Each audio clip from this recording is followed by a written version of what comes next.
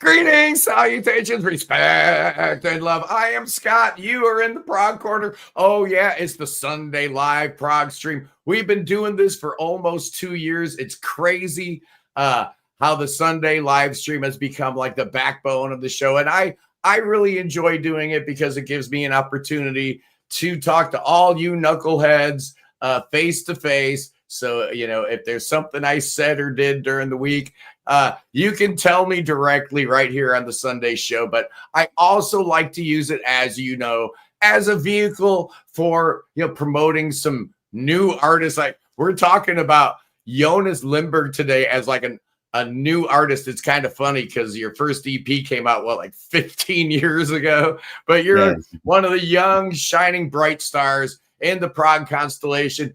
Jonas, where are you calling us from today? Well, first off, hello everyone. I'm calling from Gustavsberg. It's a suburb to Stockholm, where I live. So I'm calling from home.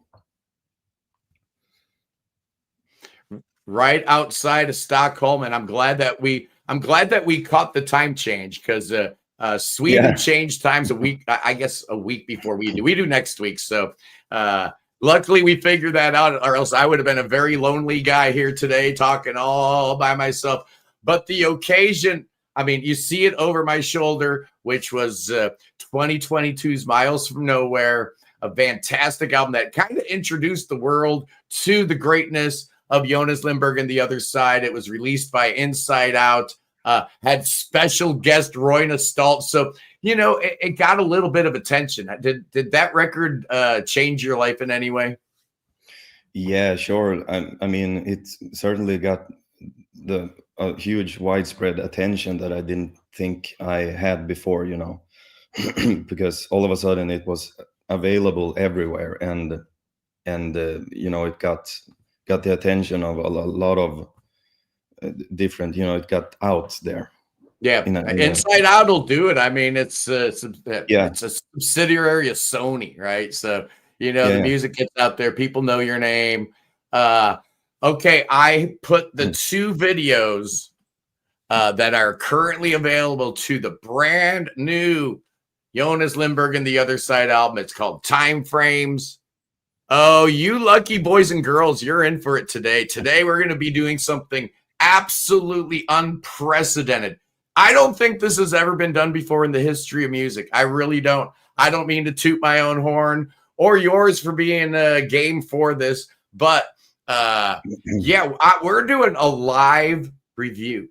And so it's going to be a review of the album. It's actually going to be like his reaction to my review in real time because we're live. I don't think this has ever been done before. I think it's exciting.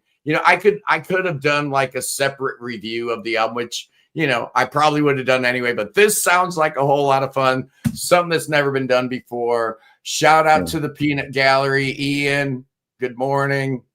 Jeff Shilka. I like how these graphics are really, really big today. Garden Jester. You can see their avatars now. So that's kind of fun. And we got Ohio in the house, as always. Yes, indeed.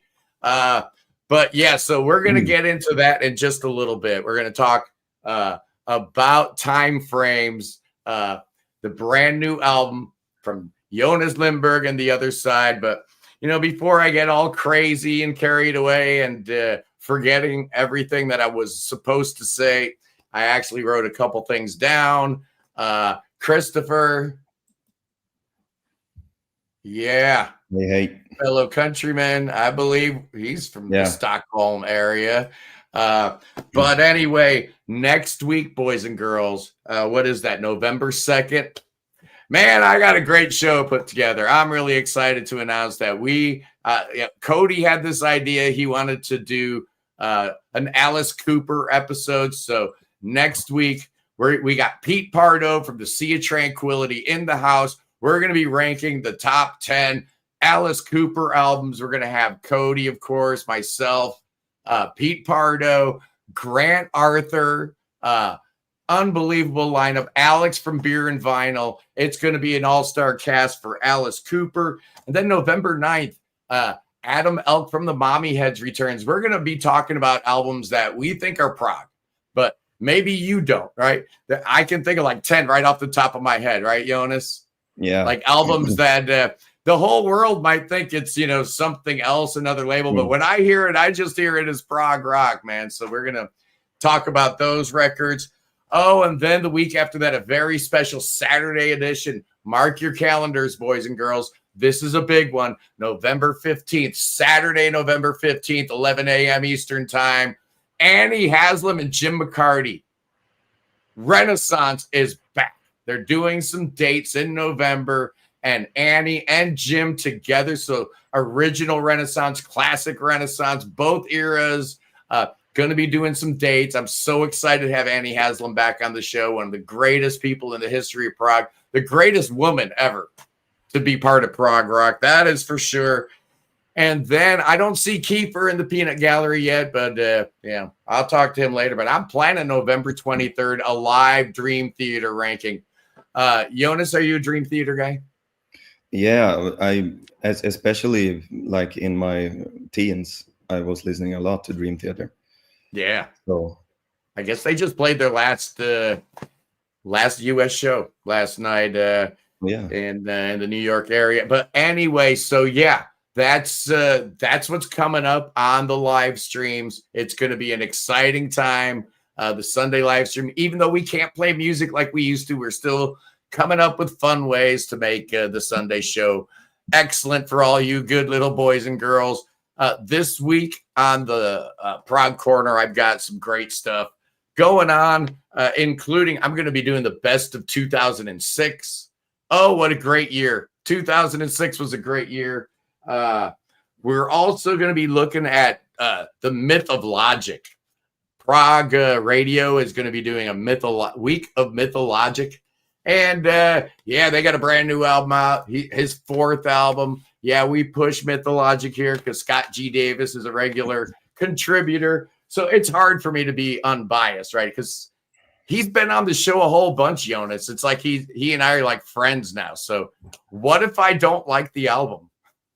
yeah, What do I do then? Luckily, no such chance. Because I've been honest with Scott about his music. He actually listened to my advice. His records get better and better and better. Hey, I deserve the thanks in the liner notes. Absolutely, I do. You're welcome for helping shape your music. That's kind of cool. I love that. It's like I had Patrick Lundstrom from Ritual on, and he was telling me while they're recording the story of Mr. Boggs Part 2, they're thinking about me. And what would Scott from the Prog Corner think about this section? That blows my mind. It's really, really cool.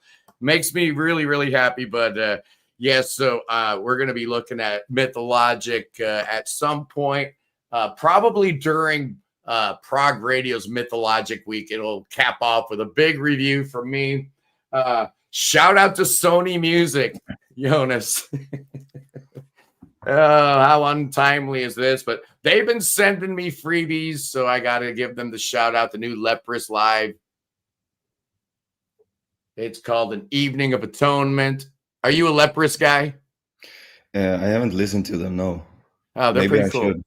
Pretty cool band, kind of on the heavy end. Lunatic Soul. Oh, now we're talking. Marius Duda from Riverside. I think this is the 8th album as Lunatic Soul, where he lets his Mike Oldfield, Peter Gabriel side take over. And they sent me this Jethro Tull Aqualung Live. So Oh, really? that's pretty cool. From a 2004 show. So I guess Martin Barr's still there. Yeah. So that's what we got going on the show. So I will be doing a review of the new Lunatic Soul, new Gaspot show. They've got a new one, so I'll be looking at that also. And it's not too early to be thinking about album of the year, Jonas. It's not too early. You see, you're a wise man to put your record out in November, because if you put it out in December, no one's going to consider it. It's too late in the year. Yeah, so I was told. So I said the release date earlier. I'm worried for Moron Police. You know, they need to make sure they get their record out in time because all the singles have sounded amazing. I don't normally like reserve a slot. I do a top 25, and I got a slot reserved for Moron Police. The singles have sounded that good, but you know, we're gonna see about this new Jonas, Lindberg, and the Other Side record, man. Yeah. Are you ready to nervous, go? Yeah. Are you nervous? Are you Yeah, ready? this is the first review that I This will could have be fun. seen so far. Nobody's ever done this before. No one has the nerve to do this. And once again, in the video description, I have the 2 official music videos, which are currently available. So you can click over and watch them. Watch this first. You don't click in the middle of the live stream. Okay, that's rude. But write it down. Remember, after you watch this, then you can go back and watch the 2 videos. They're both awesome, and I think really representational of what this band is all about. So anyway, here we go. Without any further ado, Jonas, I'm going to review your new album, man. Live in real time, right in front of your face. Let me make sure the comments. Make sure the comments are going here, because if anybody says anything, okay, Garden Jester just okay.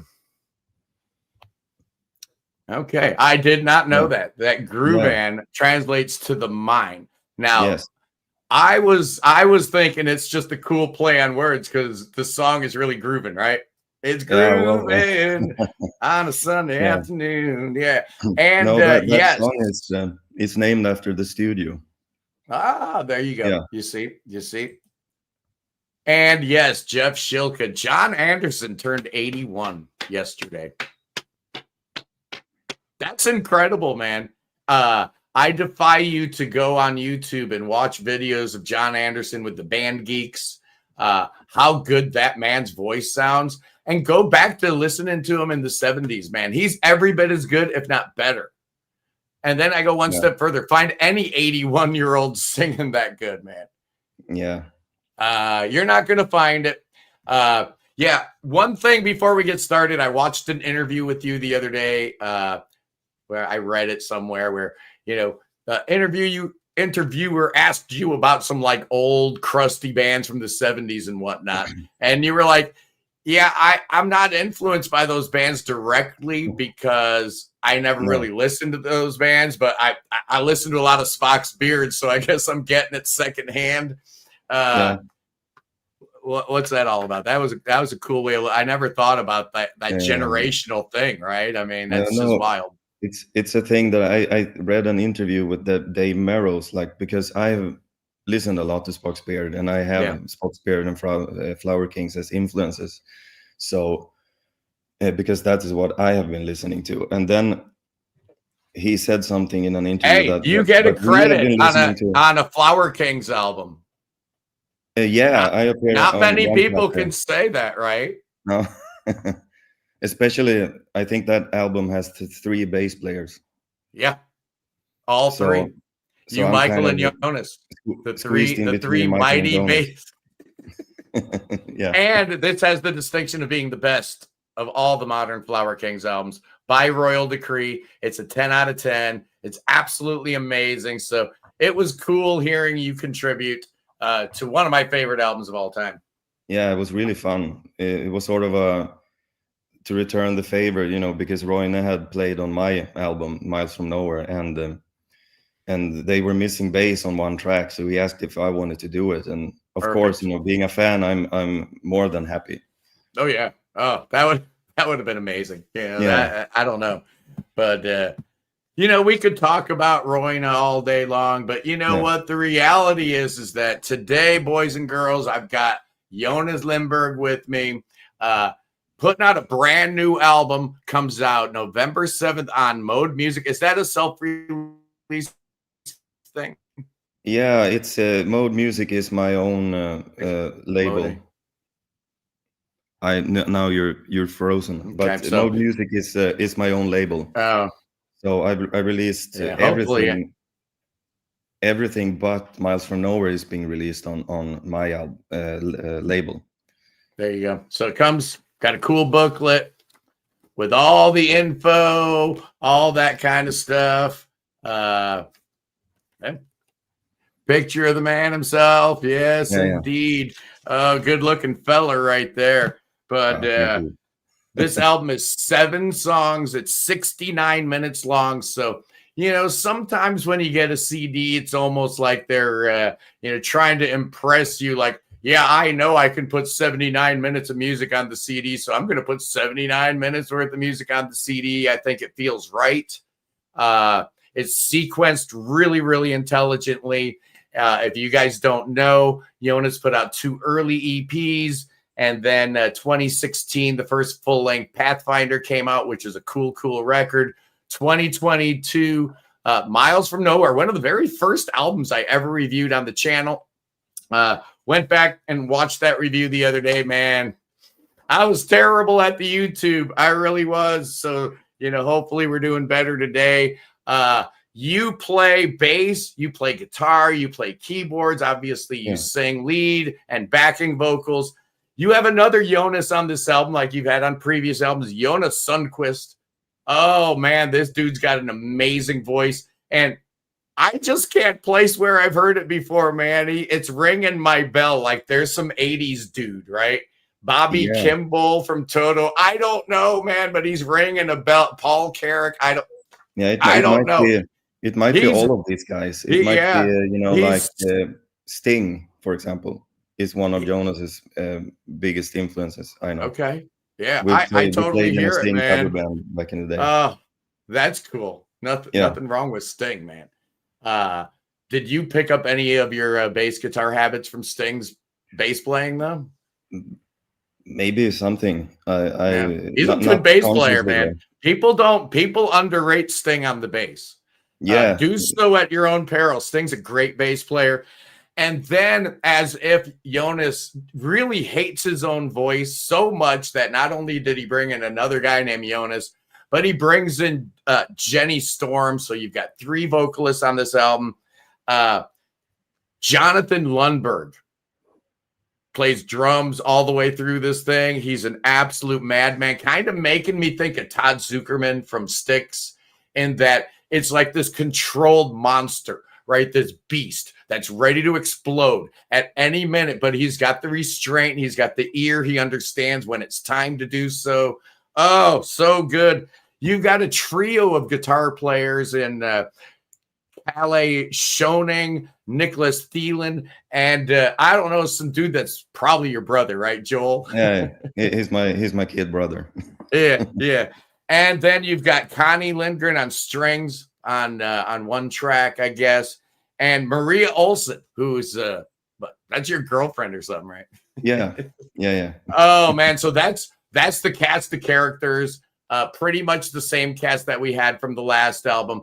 But this album actually's got some magic dust. The last album was like really, really solid. It rang my bell in a symphonic kind of Neil Moore's Roy Stolt way, but it didn't have like a true personality that I was craving. And I get one right off the rip. The song is called End of the Road. It's a mini epic. It's almost 13 minutes long. And it starts with this guitar figure, kind of an arpeggiated thing, making me think a little bit of Dance on a Volcano, maybe a little bit like a Do It All Again from the Neil Morris Band. And then this glorious main theme comes up, and it's just like, okay, you know, we tried the big themes on the last album, and some of them worked, some of them didn't. You know, right from the get-go, these big moments, right? They're going to work. They're going to stick in your mind for a long, long time. And right when you think it's supposed to be Mike Portnoy rolling in, right? Because it's so transatlantic-y, you realize that this Jonathan guy, man, oh man, we got a drummer on our hands here. This song is sung by Jonas number 2, son. Exactly where I've heard this guy's voice before, but it might just be an amalgamation of all these different great singers from the past. And then just when you're getting in that symphonic groove, you get this 15/8 figure with these real close mic vocals. And it's like, okay, this is modern sounding, right? We're not stuck in some, 70s time warp here. Very cool, great chorus, very, very big. We come around, we do the verse chorus thing again, only this time we add another theme with the cool ostinato bass underneath it. Very cool. We turn around, do it again. Oh, and just when you think, it's getting a little formulaic here. Oh, how about some weird, crazy 7/8 fusion in your face? How about that? You like that? I love that. I thought that was an amazing moment. But then after that, you get this really emotional feeling, this rhythmic craziness from this like marimba xylophone keyboard patch, and it just goes wild and crazy in your mind. You've got all these beautiful layered vocals. I'm guessing it's you and Jenny backing Jonas up here, just sounding so big and powerful that it kind of puts me in a Moon Safari frame of mind with those beautiful vocals. Oh yeah, the main theme comes back like a good main theme is supposed to, right? You go through all these crazy changes and twists and turns and all this kind of stuff. There it is. Main theme returns. And just when you're thinking, okay, maybe it's outstaying, it's welcome a little bit, Nicholas comes up on that nylon guitar to end the thing. And it's like, okay, I get it. Wow. What a good way to spend 13 minutes. Really fun ride. Next up is kind of like the last album, whether you follow a mini epic up with like more of an acoustic, thing. Last time it was Little Man. This time it's a song called Someone Like Me. And are you a music theory guy, Jonas? Yeah.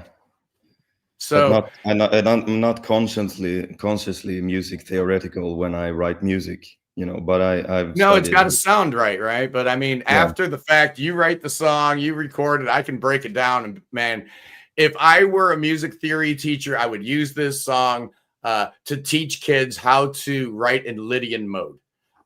This is where you have the fourth augmented. So it's actually really, really cool.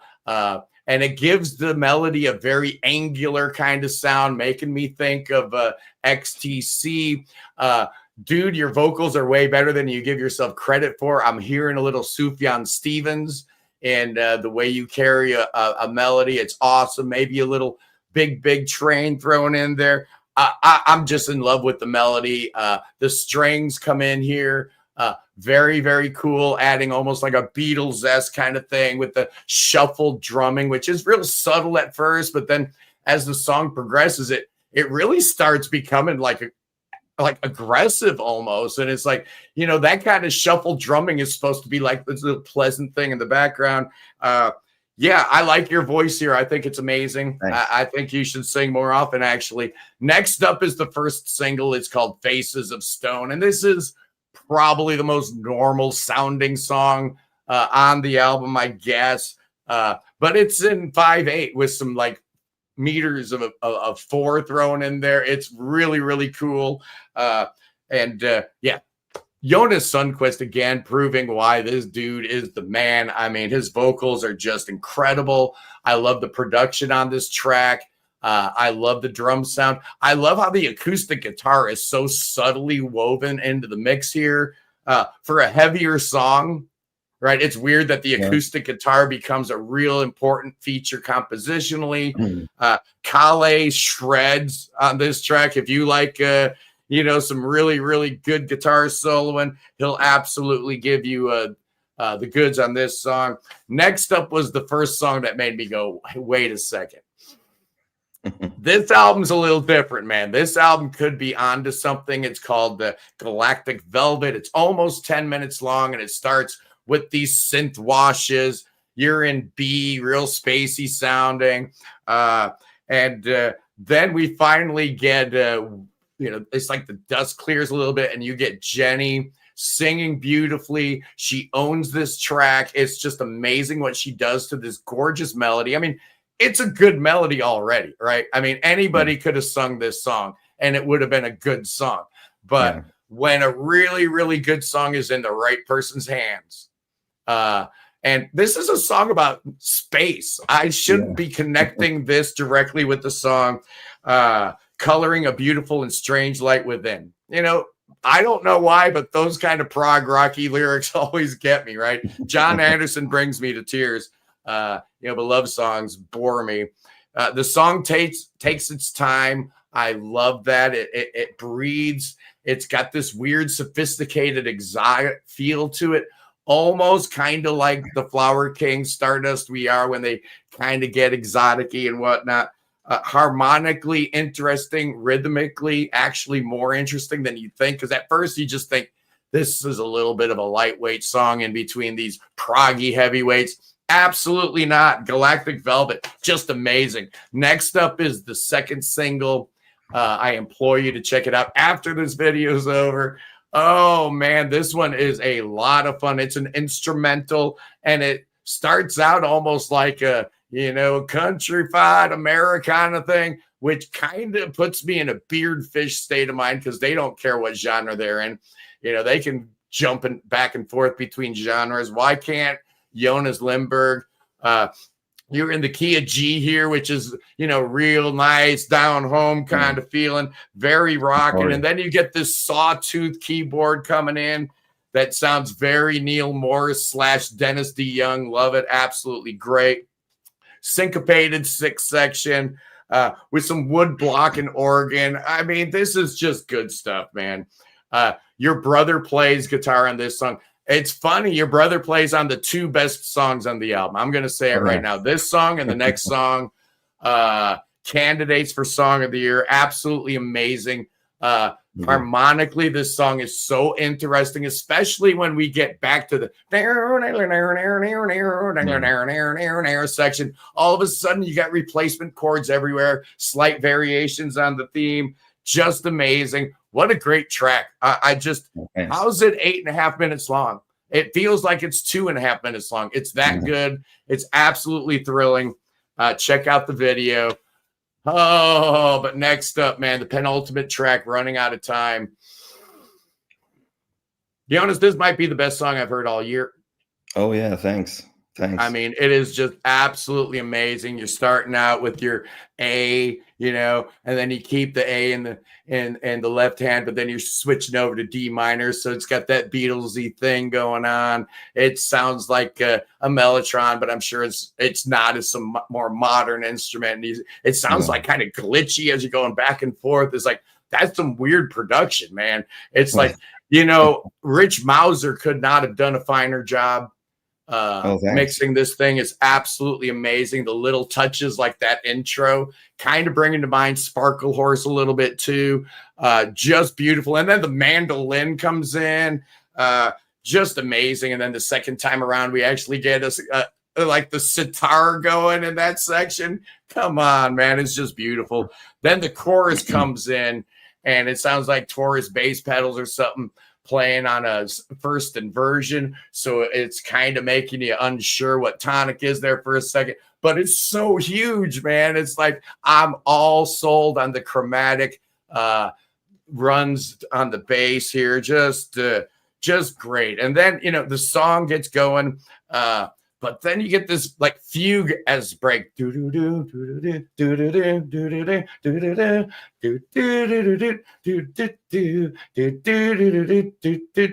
it gets all heavy and rocking. I love that. You're in D here. You're stomping it, and then let's modulate to A. Let's just go all rock and rolly on this thing. But that symphonic break keeps coming back. That theme keeps getting woven in. Oh, it's so amazing, that proggy connective tissue between this absolute cool shredding. And then just when you think it can't get any better, it fades back down to that flute and mandolin playing that A to D minor, cuts right back to that powerful chorus. Just stop it. Just amazing. I think it's the best song I've heard all year. Oh, thanks. And then we get to the epic. Oh, there is an epic, boys and girls. It's 17.5 minutes long. It's called The Wind. Yeah, it's in 3 parts. Yeah, there's 3 singers in the band. So yeah, guess what? They each kind of get a section to shine, which is pretty cool. Jonas Sundquist gets section 1. But of course, it doesn't just go right in there. You've got this huge intro thing, this ginormous theme that you're going to be hearing multiple times in different ways throughout its 17-minute run length. Yeah, Jonas kills that first section. Sounds amazing. The mandolin comes back, and you've got 12-string and piano just sounding great. Then that main theme comes back, kind of connecting parts 1 and 2. And then our boy Jonas gets to sing part 2. Real pretty piece. Again, making me think a little bit of Sufjan Stevens, which is an absolute good thing. Section 3 starts with, it's Jenny singing section 3. But, have you noticed something about female vocalists in Prog? Sometimes they're too polite, right? Sometimes they're just, I just sometimes want to hear people just singing right here. And Jenny sings right here. She's not taking any prisoners whatsoever. Her voice sounds great and strong, like a modern day Grace Slick, just going for it. Absolutely fantastic. And then you've got everybody joining on the chorus, which is amazing. Section 3, part 3 recaps a lot of the themes. Add some new themes, these ELO sounding harmonic things. It's just amazing. And then when that part 2 comes back, Yesterday in My Dreams section, but more rockin', it's like, okay, we're kind of doing I'm seeing where we're going structurally. And then it finally ends with the vocal melody from part 1 on piano. So yeah, we've just done the whole full circle, man. And once I realized what was going on compositionally on The Wind, I certainly enjoyed it a lot more. But it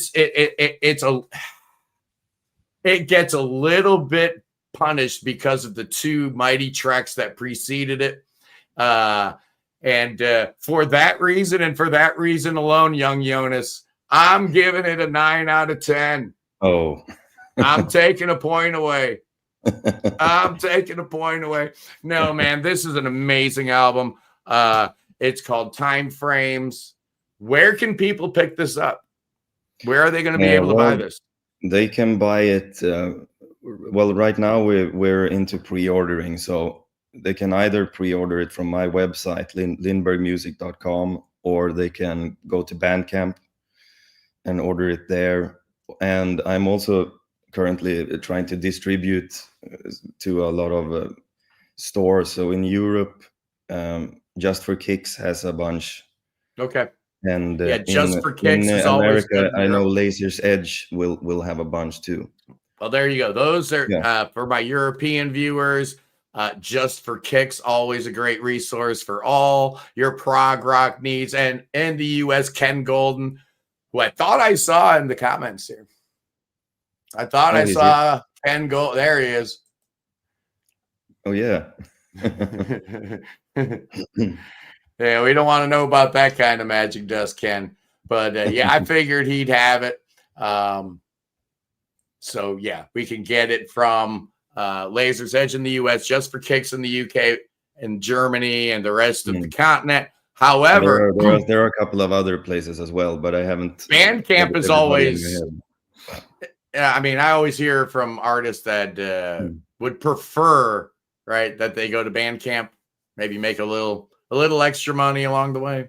Yeah, well, either Bandcamp or my website for sure is the most profitable for me personally. But any of these other places is also, like you can get it anywhere on these sites. So I will make also a list on Facebook. So okay, good, yeah, know where it's available. I get asked that all the time whenever I do a review. It's like, where can I get it? And sometimes it's not as easy as you think to I review some obscure things. Sometimes it's not always easy to get a hold of this stuff. So, we want to make it easy. We want to make an impact. We want to move some units. And I'm telling you, boys and girls, when it comes year-end time, this album is definitely going to have an impact in my year-end list. Where's it going to land, boys and girls? I don't know. it's a fluid situation. But I said I was holding a spot in my top 25 for Moron Police. You know, let's face it, there's certain albums that I already know are going to be in my top 25 at the end of the year. And this is going to be in there for sure. Okay, and I always do a song of the year and an epic of the year. Yeah.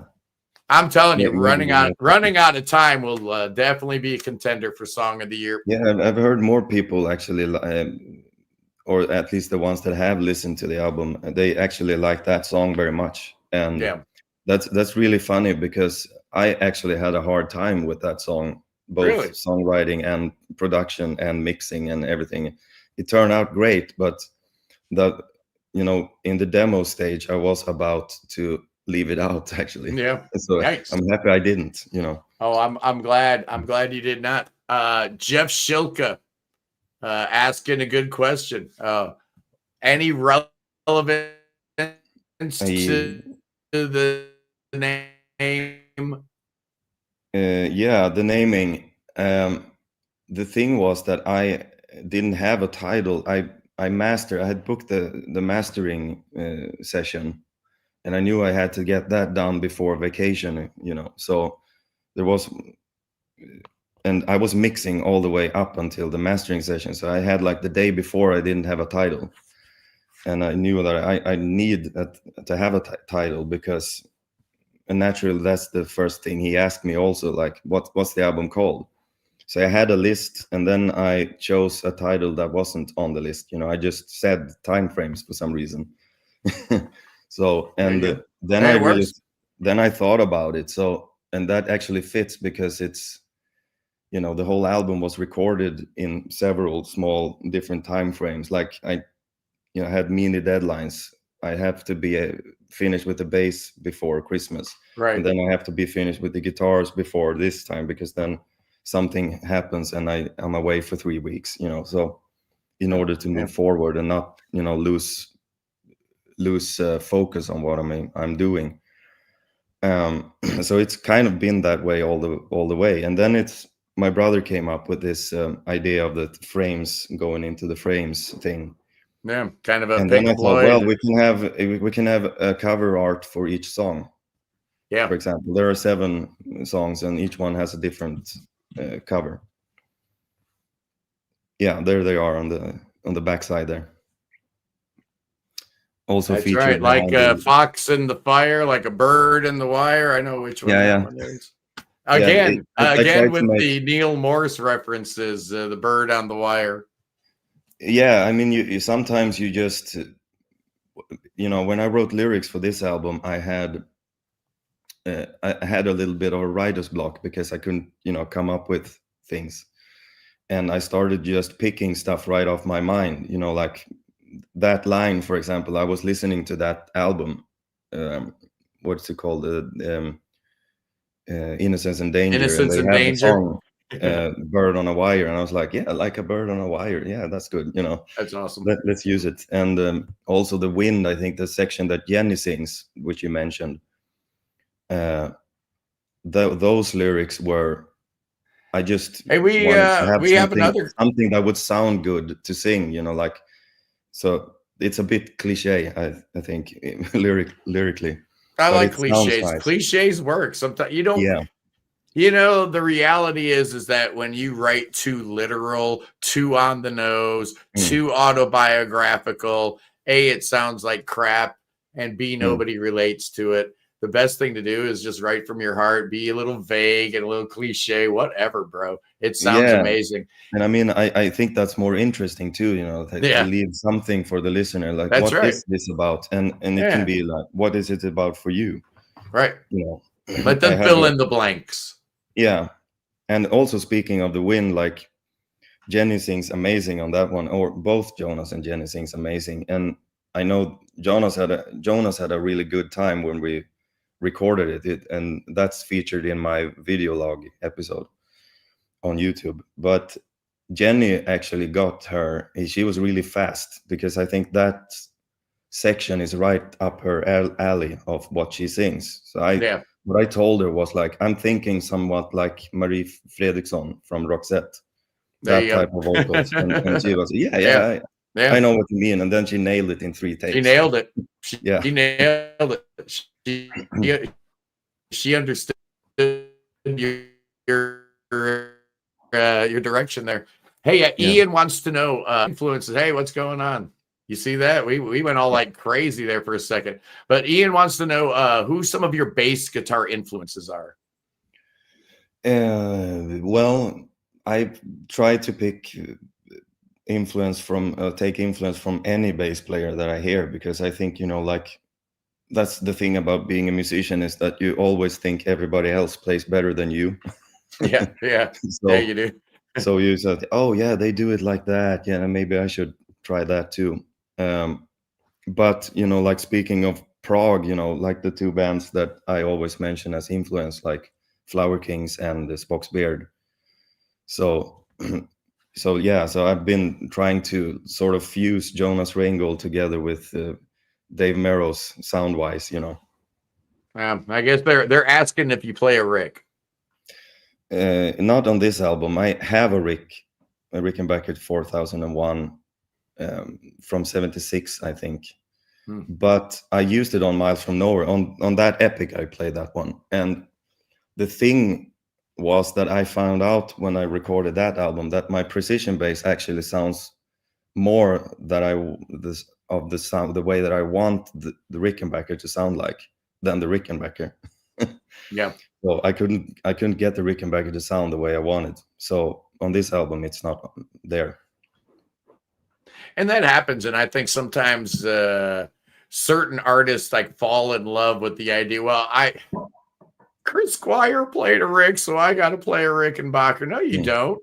No, you don't. You play what works best for you. Now, if I were Billy Sherwood, I certainly would be playing a Rickenbacker when I was touring as Yes. But, you know, Chris Squire told him not to. Yeah, he and said, also play what you want to play. I played that Rickenbacker live a few times too, and it doesn't really punch through for some reason. Like, there's more power in the precision bass. Yeah. So I prefer that one. and I think people overestimate gear sometimes, because if you are a god like Chris Squire, let's be honest, the gear's secondary, man. He could be playing through basically anything and he'd still be a god. You know, and that's with guitar players too. You know, they'll figure out a way to make the crappiest you know, Marshall head and 412 sound like the greatest thing ever, just because musicianship starts here. That's right. It's you have your sound in your head that you want. That's right. You know, that's right. And unconsciously you're gonna steer towards that too. You know, speaking of, I watched an interview with for some reason I lost his name, the drummer for Porcupine Tree. Oh yeah, Gavin Harrison. Yeah, Gavin Harrison. Sorry. He mentioned that he's made, regardless of the drum kit, he's made his snare drum sound the same. Yeah. You know, because he hits the way he does. You know, and it's the same with you know, any instrument. I think, like, it's in the fingers. It is, man. You know, gear is overrated. It's important and whatnot, but I've told the story before and I'll tell it again because I think it's absolutely indicative of what prog rock is all about. It's not the fact that these guys have the fastest fingers or the highest tech. It's that their brains are working on a different level. And it's what you have in your ears and in your brains and in your heart that translates into the music that you make. To wit, 38 Special was in the same recording studio with the Clash. And they kept creeping around. They kept wanting to see how the Clash were getting that guitar sound. You know, what guitar are they using? How are they miking, you know, the cabinets, you know, what are they doing? They kept creeping around. Finally, you know, Joe Strummer, hey, come on in, boys. What are you doing? Like, dude, how do you make your guitars sound like that? And he's like, here, play a couple chords. Let me see you play. And so dude's playing, and he's like, there's your problem right there. You got to hate your guitar, bro. You got to hate it. You got to play it like it's your biggest enemy on earth. Like everything depends on every single downstroke. And if you're not playing with that fire and that intensity, you're not going to sound like the Clash. No. And, you don't have to like the Clash or punk rock or anything like that, but it's the intention. It's what's in your heart. It's what's in your mind that translates into what you play on your instrument. And, I am remiss in that I forgot to mention some of that glorious fretless that you play on the wind. Oh, yeah. I really nice work on part 2 where you've got the thanks. fretless going. Really, really nice work. I forgot to write that down in my notes. Oh, really? The fretless is my first bass. I got it as a birthday present when I turned 13, I think. Wow. And as it turns out, there's a little note on the back of the head there also that we found out years later, because I kept it there, but there's a little label that says this was repaired by Lars-Erik Sundqvist, who happens to be the dad of Jonas Sundqvist, who is singing on the album. Wow. How cool we had known each other for about, I think, maybe 5 or 6 years, and he saw that. But why is my dad's name on your bass? Yeah, what's up with that? That's odd. That's just weird. So that's funny. So any plans for this concoction, this group of musicians? I mean, we've got enough people. We could fill a stage, right? How we gonna get some live dates for the people? Need to hear this music in a live setting. They really do. Yeah, and I think it's about time that we do play live, because I was looking at it, and we haven't actually played live as a group since over 10 years ago, and for several reasons, which are mostly my fault, but because I'm too busy with other things, Yeah, life gets in the way. Right? I'm gonna try and do some. I have ideas, but I don't have anything booked because I'm in the middle of releasing the album right now. But somewhere during springtime or maybe next summer, we will try to do some kind of a release concert at least, and then take it from there and see, if we can get bookings. There you go. First gig is the hardest. And, the reality is that we are so interconnected as a prog community that, you don't necessarily need to please come to Dayton, Ohio.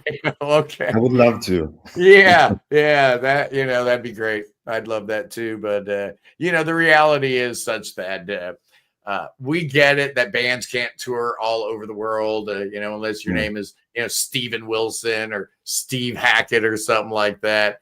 But, a small tour limited to Sweden and or Norway, something like that. Maybe throw in a Copenhagen date. You never know. That has legs. People have phones. People talk. Exactly. You can put out the live DVD, as long as you have, somebody decent with a decent camera and, Yeah. And I know people actually travel a long way to come and see a lot of prog bands, me and my brother traveled. We went to London to see Spock's Beard. Well, there you go. And that was years before they actually played in Stockholm, and we went there too. But, and also I was invited by Roine to the Flower Kings show in Stockholm after By Royal Decree came out, and I met some people from Spain there. Yeah, it's crazy. The prog people. I mean, you look at the Cruise to the Edge. There's a bunch of wackos from all over the world. Getting together to listen to prog music for a week. I mean, I'd do it if I had the money, but I'm a poor guy. Yeah, one day they might comp me and say, "Hey, you know what, Scott? You do so much for prog rock that we're gonna give you free. You and your lovely wife are giving you free tickets to Cruise to the Edge." I don't see it happening, but one never knows. But the reality is that prog people care deeply about their music, and they're willing to travel the globe to see their favorite bands, and that's just amazing. I love that. That's why prog is the greatest genre in the history of mankind. My guest today has been Jonas Lindberg, and we did something unprecedented here. If you're just tuning in live, you're going to have to go hit that rewind, because we did a live album review with the artist himself in tow. It's never happened in the history of mankind. I don't think it has, but that's just me, being forever giving to you, my beloved subscribers. Thank you so much for each and every one of you, not just the great Peanut Gallery, whom we absolutely love, and I probably pay way too much attention on, but to all of you that are going to be watching this, because like I said, about 80% of our live stream traffic is actually after the fact. So, anybody interested in, Jonas Lindberg, they're going to Google it or whatnot. This is going to pop up. This will be like the number one thing. So that's always fun,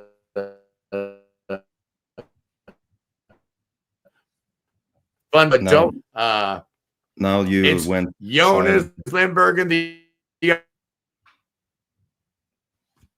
other side time. What's going on with StreamYard today?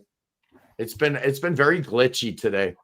I'm glad we weren't planning on playing music today, because I think that would have been turned out really bad. And I don't want to have these weird breaks in your songs. Exactly. We had a couple times where we're playing music, and I know something's wrong with StreamYard and it's getting all robot like, and I'm like, I don't think I'm doing the artist any favors here, by playing their music.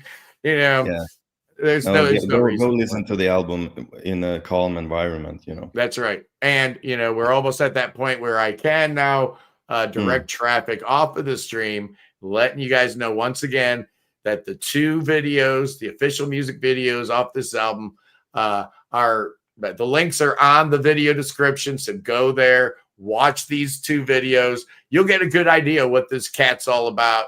And you tell me if he's not one of the most exciting things going on in the prog verse. It's kind of cool seeing these young cats like Jacob Roberge and Jonas Lindberg picking up the mantle, because, Neil Morris can't write all the great music. But he writes a lot of it, though. Yeah, he really does, man. Have you been like following Neil Morris and the Resonance, and then Cosmic Cathedral and all this other stuff Neil Morris has been doing of late? Well, I listened to the Resonance album, and then we missed them. They played in Stockholm, but without the Resonance, though, and we missed them. But yeah, I really like the Neil Morris and the Resonance. I haven't really listened to the other. No, the other one's Cosmic Cathedral with Chester Thompson. And so it's got a little more of a yacht rock kind of old timey feel, if you were, but it's awesome, man. I love both those records. I'm really excited to see where Neil goes next. Also very excited. We've, alluded to, obviously, Roy and Stolt, the Flower Kings. Their latest album, Love, was fantastic, but I'm hearing rumors from Flower Kings world that Royna is finally going to start doing some epics again. Oh, really? Now, I think he needs to, because he won't get his fill with Transatlantic anymore. I don't see Transatlantic coming back anytime soon. So, Royna, I know you're watching. I know you watched the show. You gotta have an outlet for those epics. Yeah, man, let's do some sidelong epics. It's been a long, long time, and nobody does epics like Royna Stolt. I mean, Andy Tillison, Neil Morris, they all do a fine, fine job. But when Royna's on top of his game, come on, man. The truth will set you free. Come on, man. Awesome. Love Supreme. That's the song that turned me into the Flower Kings, actually. Of Monsters and Men. Oh, my goodness. It's just insane. Next week I am doing the best of 2006. A really, really good year for music. I might talk about Robert Pollard's From a Compound Eye, which is the first solo album after he disbanded Guided by Voices for the first time. I might talk about The Tangents, A Place in the Queue, the first Tangent album without Royna Stolt, and it's even better. What? Oh, yeah, such a great album. Straight out of Nebraska. Cursive came out with this amazing album, Happy Hollow. Our good buddy Andy Edwards drums on it, but it's still a great album. Frost's Million Town. 2006, just chock full of great records. How about Midlake, The Trials of Von Acupanther? Oh, such a great record. If Fleetwood Mac ever went prog, they'd sound like Midlake. Such a cool year. So, yeah, we're going to be digging deep into the year 2006. It's going to be amazing. Before we sign off, again, just a couple programming notes. Next week, our special guest, we're going to have Pete Pardo from the Sea of Tranquility here. We're going to be talking about Alice Cooper, ranking his best albums. I've never even mentioned the name Alice Cooper on the channel. And we're doing a whole Alice Cooper extravaganza. It's going to be amazing. November 9th, Adam Elk from the Mommy Heads. We're going to be talking about albums that are they prog? Are they not prog? I don't know. I don't care. I always like that subject. And then very special programming note, very special Saturday live stream, November 5th, 11 a.m. Eastern Time. Annie Haslam, along with Jim McCarty. Oh, my goodness. You know, Jim McCarty was a member of the Yardbirds, right? I mean, just incredible. He's still a member of the Yardbirds. He's the only original member left. But he also was an original member of Renaissance. So we've got Jim McCarty, original member of Renaissance, with Annie Haslam, the true absolute voice of Renaissance, the greatest female vocalist in the history of rock music. I'll just say it right there. I love you, Ann Wilson. I love you, Grace Slick. I love you, Janis Joplin. But come on, man. Annie Haslam, the greatest of them all. And she's going to be here Saturday, November 15th. Very excited, obviously. Anyway, Jonas, it's been a pleasure. Thank you for joining my insanity. Pleasure was all mine. You know, thanks for having me. It was a fun show. Good show. Good luck with the time frames. Thank you. It will most certainly be a factor on my year-end list, without a doubt. Really, really happy with it. Oh yeah, it's a terrific record. Anyway, boys and girls, I love you guys. Peace in the Middle East, free Tibet, free the Ukraine, free your mind, free beer, free Willie. God save that king. Oh yeah, Jonas, we're going to save the king of Sweden. Then we're going to come over to UK and we're going to save that King Chucky. Oh yeah, King Chucky the third. He needs some saving. We're going to bring him to America. Oh yeah, come on, Chucky, come to America, where we get thoughts and prayers, healing chants, incantations. Oh, my pastor's ready for you, buddy boy. You know who else is ready for you? Billy Bob's ready for you with the snakes. Oh, yeah. We're going to be dancing with snakes over here, Jonas. Yes, indeed. It's going to clean King Chucky right up. Oh, yeah. I'll see you guys tomorrow. Peace. Oh yeah. Oh, peace in the Middle East, Jonas. We need it bad.